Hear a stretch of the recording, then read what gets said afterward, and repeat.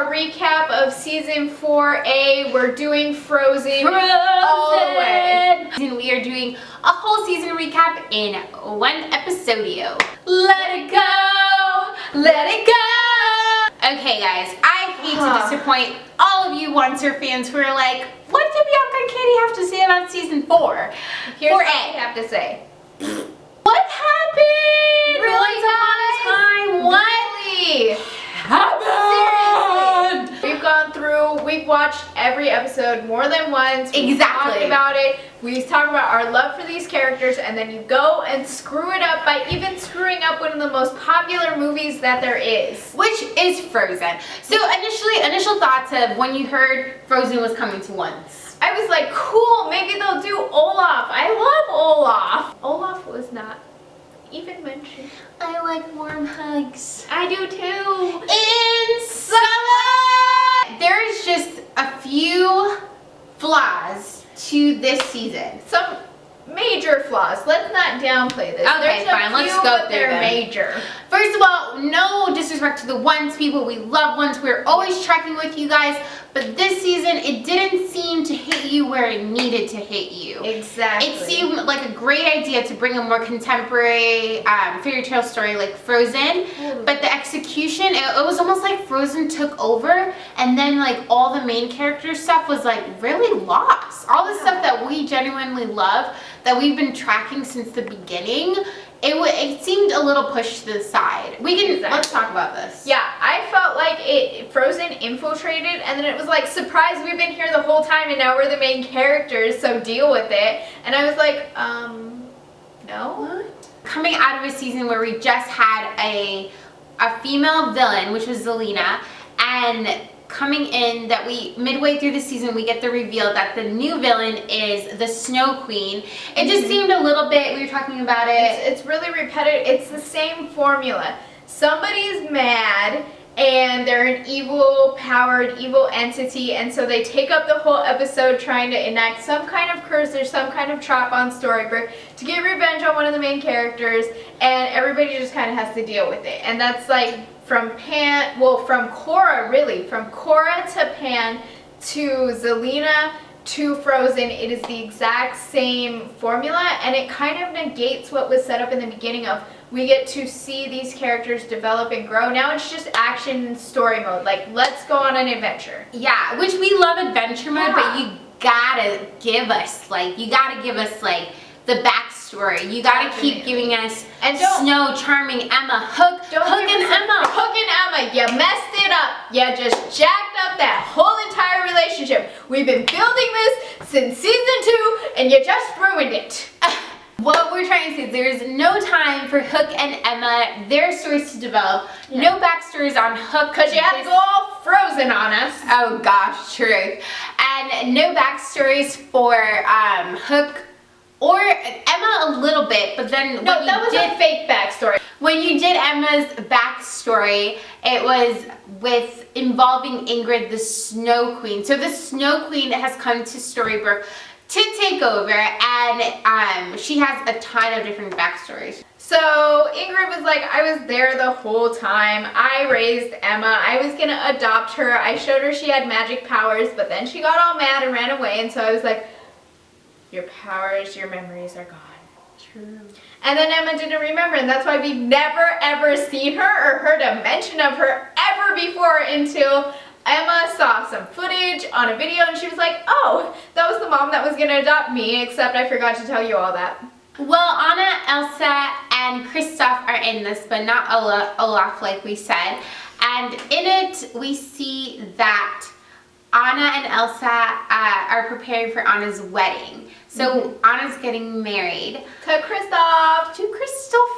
But there is some attack from Hans. Hans is also in this. Evil jerk face jerk.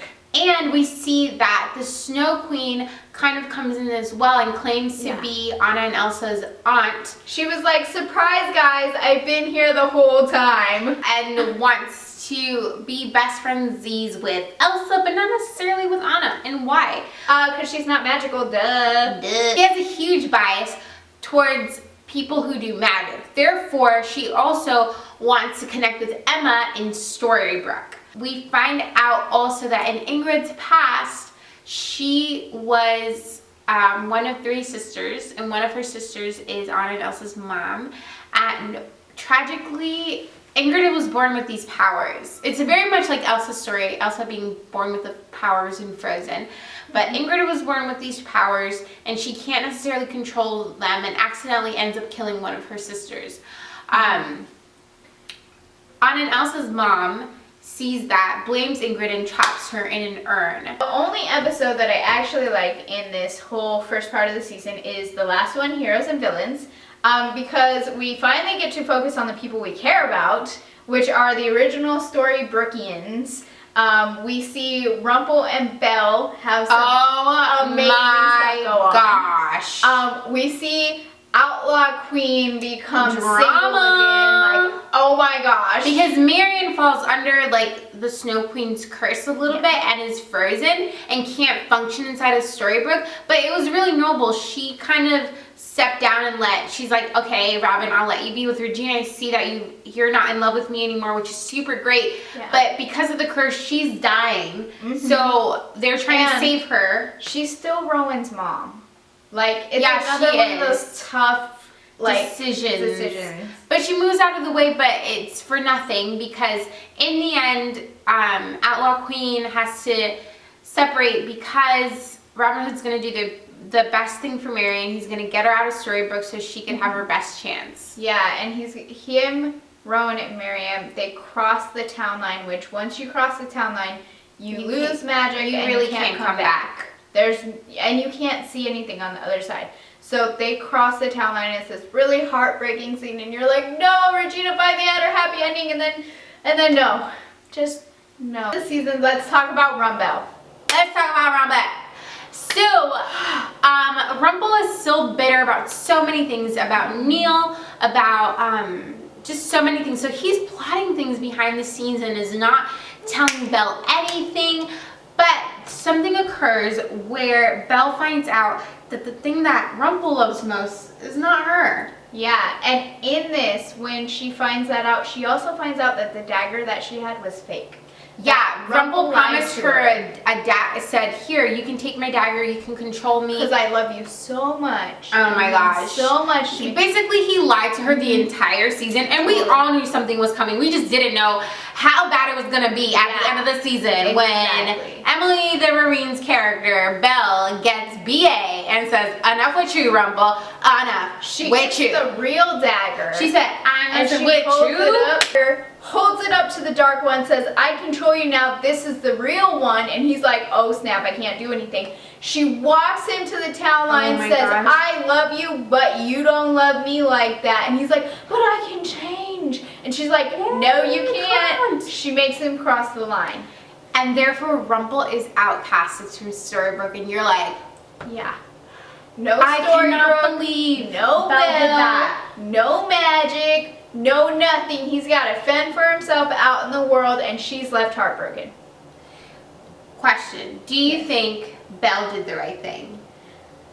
Absolutely. I really think she did the right thing because he's never changed for her. He's attempted, but he's never really done it. And for how much lying he did behind her back, she put her full trust into him, and she loves him so much.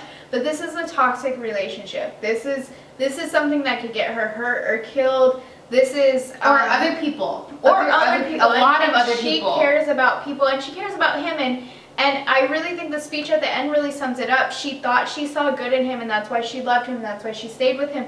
But he lied to her, and he deceived her, and the whole time, all that good that was in him is no longer in him, and he's turned into somebody completely different and dark, and I think she did the right thing. Definitely. And just to add to that, I think that Rumple maybe forgot that Belle is ultimately a hero. Yeah. Belle has never ridden the fence between good and evil. She's very pure of heart, and she will do what it takes to save other people. And she knew that even if her husband was the one causing all the terror, she couldn't let that happen because at the end of the day, she is a hero and she will sacrifice for what's right. Cliffhanger. Rumple is out in the world. He's in New York City. He's talking to a familiar villain that we know. So guys, we have 3 new villains coming in for part 2 of season 4. Yes, so exciting. OMG. This is a note to the writers. I know you already wrote the episode and you filmed it, but if this is just Frozen all over again, if this is just Selena all over again, and it's just 3 ladies who are going to go take over Storybrook and do a curse thing,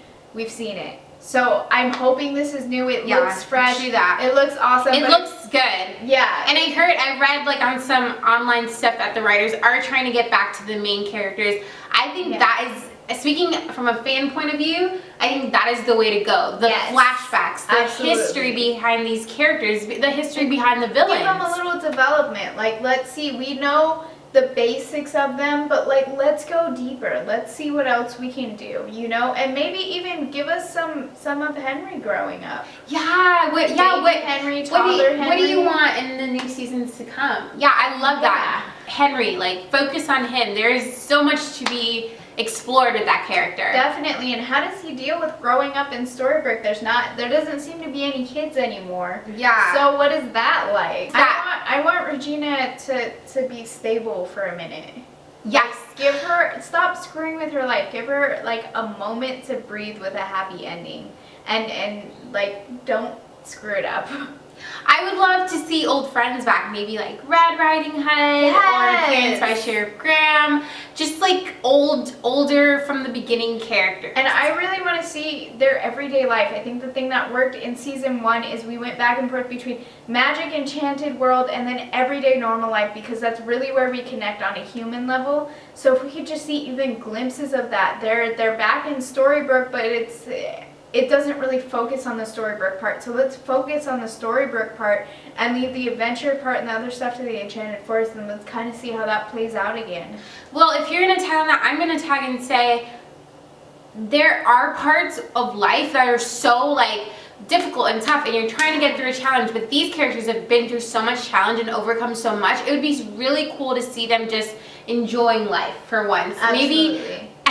Maybe Snow and Charming finally getting out of Emma's. Snow and Charming getting out of Mary Margaret's apartment and getting their own house. How does the whole entire family live inside an apartment? Look, I had 3 roommates once, and that was difficult. So I can't even imagine a baby, a married couple, a grown woman, and that apartment looks tiny. So just saying, side note, like, let's upgrade some of the characters. Yeah, it would be great to see them enjoying life and not always fighting or being superheroes. I mean, even though the villains are coming in, they're coming strong. We've never had 3, if you include Rumple, that's 4 villains coming at the same time, so it will change the show's dynamic. Absolutely. I'm excited to see that because it's something kind of fresh and new, and we need that. Well, and most of the time we don't see villains team up. It's usually one villain with one plan and one agenda, and they go. Occasionally we'll see Rumple with a bad guy or something like that, but this is a team, a full force of villains coming at you. This was our review of Frozen. From this point on, we will be reviewing. Oh my gosh, we will be live reviewing, guys. Yes. Every week, tune into us because you will get our honest opinion. Weekly updates from whatever episode just aired. We are so excited. You don't even know. Is there anything else to say about Go team. Go team. Stay tuned, there's more to come. More to come. The Queens of Darkness up next. Yeah. Bye.